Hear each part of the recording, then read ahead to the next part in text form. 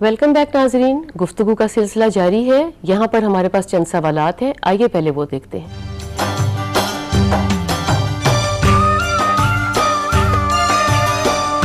क्या इस्तेमा का मरीज रोजे की हालत में इनहेलर इस्तेमाल कर सकता है? रोजे के दौरान दांतों में फंसे हुए जर्रों को निकलने से रोजा टूट जाएगा? जी नाजरीन, आपने सवालात देखे, आइए अब जवाब देखते हैं। जी तालिब साहब, पहला सवाल है कि अगर एज़मा का जो मरीज़ है वो पफ कर सकता है रोज़े की हालत में? ये इसमें मेरा ये ख्याल है कि इनटेक चूँकि मना है, हम कोई चीज़ ले नहीं सकते, तो इसमें कोई दवा होती है जो हमारे अंदर जाती है, जैसे कि पीने की दवाई है, जैसे कि कोई गोली नहीं खा सकते, तो जब इसके अंदर भी भरी हुई दवाई है, हाँ, खाली हवा तो नहीं है, हवा नहीं है, तो इसको हमें नहीं लेना चाहिए, इससे रोज़ा टूट जाएगा।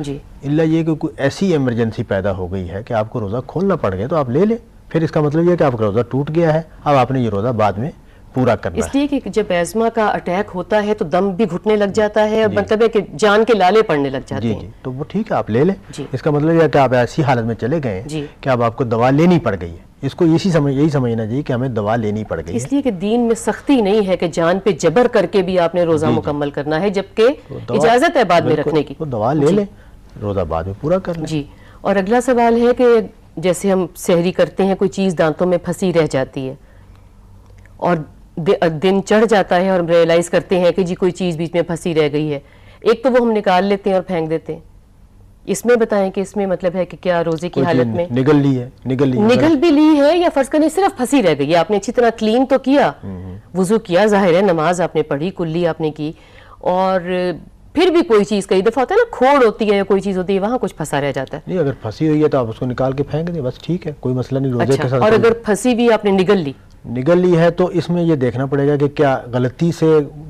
चली गई है हल्क में, या आपने खुद निगल ली है।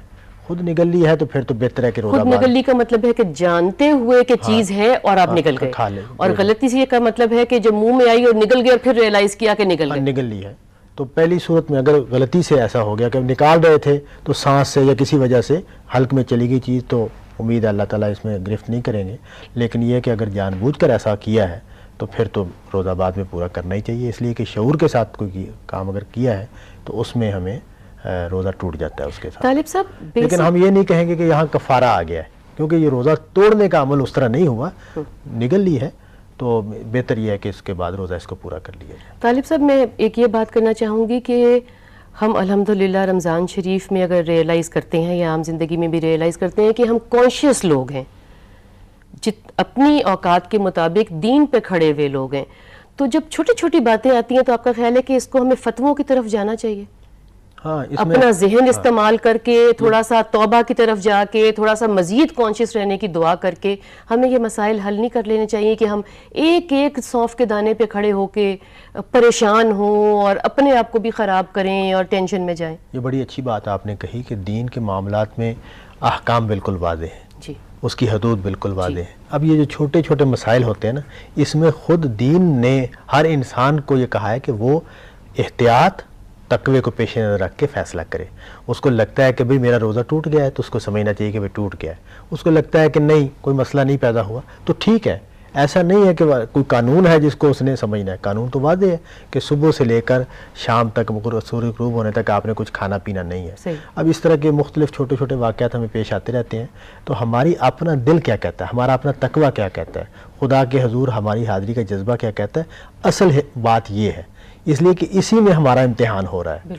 तो अगर हम अपने कॉन्शियसनेस पर एतबार करेंगे तो ये ज़्यादा बेहतर है, बजाय इसके कि आप किसी मौलवी से फतवा लें और फर्दर कंफ्यूज हो। कई दफ़ा हम बात सही एक्सप्लेन नहीं कर पाते, फिर जवाब कुछ हो जाता है, फिर हम पिछली बातों को भी रिवाइव करके अपसेट होते रहते हैं और परेशान होते हैं। मैंने कह दिया कि आपका रोज़ा हो गया, आपका तकवा ये कह रहा है कि मेरा रोज़ा दिल नहीं मान रहा, तो वो ज़्यादा अहम बात है, मेरा फतवा इतना अहम नहीं है। सही कह रहे, बिल्कुल सही। बुनियादी बात यह है कि आपको कानून का पता है, उसके तकाज़ों का पता है, आदाब का पता है रोज़ों का, आप उसका ख्याल रखें, एहतियात कर तकवे का रास्ता इख्तियार करें, जहाँ गलती हो जाती है वहाँ अपने दिल से पूछें इसलिए कि अंदर क्या चीज़ है, यहाँ ज़्यादा काउंट करती है, ज़्यादा काउंट करती है, उसी पर फैसला होना है और जवाबदेही भी उसी पर होनी है।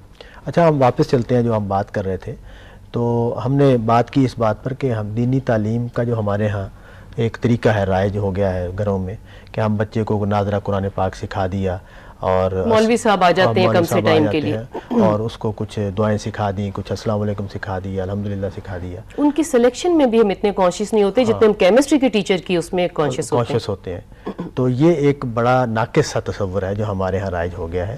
بنیادی ذمہ داری ہمارے اوپر کیا ہے, وہ یہ کہ ہم نے اپنے بچے کو لازمی ضروری دینی تعلیم دینی ہے, ہمیں اس کا بندوبست کرنا چاہیے. اس کے لیے ہم خود کردار ادا کریں گے, وہ اس میں شامل ہوگا. ہم کسی استاد کا اہتمام کرتے ہیں, وہ اس میں شامل ہوگا. ہم کہیں شارٹ کورسز ہوتے ہیں مختلف جگہوں پر, ان میں بچوں کو بھیجتے ہیں. طالب صاحب استاد ڈھونڈنے میں بھی تو کانشیس ہونا چاہیے نا. استاد ڈھونڈنے میں بھی کانشیس ہونا چاہیے کہ صحیح آدمی جو خود بھی تربیت یافتہ ہو, اس کو خود بھی دین معلوم ہو. دیکھیں ناقص آدمی کے پاس جب ہم دوا لینے نہیں جاتے تو تعلیم لینے کیسے جائیں گے؟ تو مطلب یہ ہے کہ جہاں دنیا کے اور دینی تعلیم تو سب دواؤں سے بڑی دوا ہے, تو بہت ضروری چاہیے اس میں شعور کے ساتھ اور اپنی ذمہ داری کو سمجھتے اس لیے کہ آخرت اس پہ ڈیپینڈ کرتی ہے نا, سارا زندگی کا انحصار اس کے اوپر ہے, اور اصل زندگی اس پر ڈیپینڈ کرتی ہے. تو اس میں ہمیں شعور کے ساتھ یہ فیصلہ کرنا چاہیے کہ ہم نے اپنے بچے کو یہ تعلیم کیسے دلانی ہے. اس میں ناظرہ قرآن پاک کی تعلیم بھی اگر دی جا رہی ہے تو وہ بھی ٹھیک ہے, لیکن اس کے حصے کے طور پر, نہ کہ کل کے طور پر. ہمارے ہاں بس کام پورا ہو گیا. طالب صاحب ناظرے کا بھی تلفظ صحیح ہونا, صحیح طریقے سے اس کو آپ کا پڑھایا جانا, اور اتنی مقدار میں پڑھایا جانا کہ اگر بچہ اس قابل ہے کہ وہ کچھ زبانی بھی یاد کر سکتا ہے تو ساتھ کے ساتھ چھوٹی صورتیں یاد کرے تاکہ اپنی نمازوں کا حصہ بنے. درود شریف الگ سے یاد کرے, نماز میں تو درود شریف آتا ہی ہے, اور بھی درود شریف یاد کرے. آیت الکرسی یاد کرنے کی چیز ہے, اور صبح شام کی دعائیں ہیں وہ یاد کرنے کی چیز ہے, صحیح تلفظ کے ساتھ اور صحیح مقام کے ساتھ مسنون دعائیں ہیں جو کہ مستند چیزیں ہوں بچے کو یاد کرنے کے لیے. آپ کی بات کا مطلب یہ ہے کہ ضروری دینی تعلیم کا ایک کورس بنتا ہے باقاعدہ, جس میں سے بچے کو گزرا ہوا ہونا چاہیے, جو کہ اور اس کو یہ احساس ہو کہ یہ میری زندگی کا حصہ ہے, زندگی کا حصہ ہے. تو اس کا اہتمام ہمارے والدین کو کرنا چاہیے بچے کی تعلیم اور تربیت کے. طالب صاحب ہماری جو سب سے بڑی کوتاہی ہے وہ یہ بھی ہے کہ اکنامکس کا ٹیچر آج 10,000 روپے لیتا ہے, وہ ٹوائس اے ویک آتا ہے, وہ ہم دینے کو تیار ہیں. قاری صاحب جب آتے ہیں تو ہم کہتے ہیں جی مہینے کے 300 روپے ٹھیک ہے. آپ یہ بتائیں کہ اگر ان کو ہم آج بھی, وہ جس بھی عمر میں ہے, اگر ہم وافر دیں گے سہولت, تو ہو سکتا ہے وہ آج اپنی تعلیم بہتر کر سکتے ہوں. ان کے بھی بچے ہیں یا پیرنٹس ہیں یا ان کی اپنی تعلیم ہے, ان کی بھی ضروریات ہیں نا. تو پھر اگر امپروو کریں نا ہم ان کی بھی زندگی, یہ تو بڑی اچھی بات آپ نے کہی آخر میں کہ جو ہمارا نظام تعلیم ہے یہ اس کے مفاسد, یہ امپورٹنس بتا رہا ہے کہ اکنامکس کی امپورٹنس کہاں کھڑی ہے, اور دیندار شخص کی جو آپ کے بچے کی تربیت کرنے آ رہا ہے, دین کی تعلیم کہاں کھڑی ہے. ہم جو بات سٹریس کے ساتھ کہنا چاہ رہے ہیں وہ یہ کہ بچے کی ضروری دینی تعلیم کا اہتمام کرنا سوسائٹی کا بھی فرض ہے, والدین کا بھی فرض ہے, دونوں جگہوں سے اس کا اہتمام ہونا چاہیے. جی طالب صاحب, اس کے ساتھ ہی ہماری گفتگو کا وقت اب ختم ہوا چاہتا ہے. جی ناظرین, آپ نے آج ہماری گفتگو سنی دین اور دنیا کے حوالے سے.